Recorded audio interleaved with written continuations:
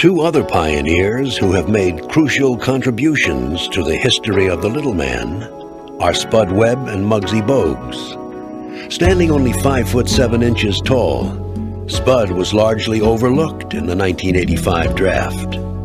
Taken on the 4th round by the Detroit Pistons, who already had Isaiah Thomas, he was cut before ever getting to training camp. Well, I feel like I didn't get a chance, to show my skills or go out and prove myself that I could play in the NBA. Picked up by the Hawks, Spud would get his chance when the starting point guard was injured. I remember the first practice in training camp. I'm sitting there with a cast on my hand, and I see this guy whipping up and down the court, shooting, going by guys, giving assists, and I turned to Dominique and I said, I better get healthy quickly.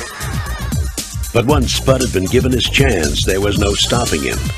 He would make the Hawks' offense his own, quickly winning the starting job. Oh, what a shot by Webb! Oh, he's a tough little customer. He has a lot of heart. I think that's the biggest thing about him. He isn't afraid. He get in there, he mix it up, and he gets bounced around off those big guys and get up and keep going. Spud would go beyond being an unlikely success story. Playing for the Hawks and the Sacramento Kings, he would become one of the league's steadiest point guards. But perhaps he'll be remembered most for his exploits in the 1986 Slam Dunk Championship, an event usually reserved for bigger men. No one in the gym, no one watching on TV, no one sitting at home on their big lazy boy chair think he can win. Undaunted, Spud would quickly steal the show. Spud, first attempt. Oh, my! 5'7", Spud Webb. He would announce to the basketball world that size was no object. Look, Phil, you get done, I'm leaving. Lob and Rivers. Come on now, come on. Oh my, that's the cherry on the sundae. Our new Slam Dunk champion with an incredible upset, Spud Webb. I think it changed the way we look at smaller guys. That year I came out and won the dunk contest and the actual was playing in a part of a winning team. For all of Spud's accomplishments, Mugsy Boges' story is perhaps even more incredible. At only 5'3", he entered the NBA as the shortest player in league history. And as he joined the Washington Bullets, who also boasted the league's tallest player, it seemed that he would be more of an oddity than a legitimate player. When I first got drafted, I thought, they was really committed to me.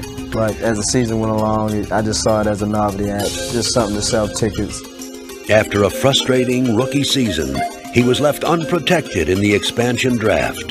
But turning this apparent rejection into an opportunity, he would make his mark with the Charlotte Hornets. Boges at the top, penetrates, goes in for the layup. It is good! Is he exciting?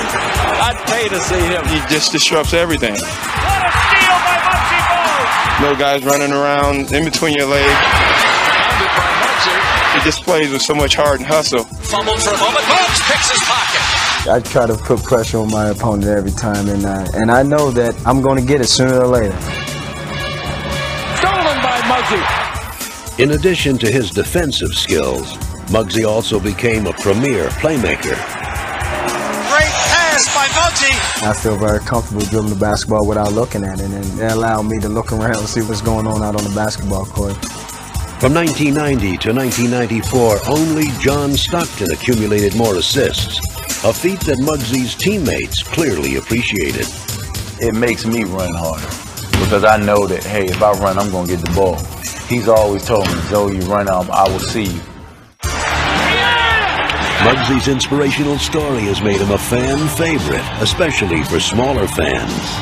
Go Mugsy! For them, he's a role model with whom they can easily identify. Mugsy! I really never thought about my height. Other people see me as 5'3". I just see myself as a person and not really any height. I just play my game and just play the best way I know how. For all the obstacles that Spud and Mugsy overcame,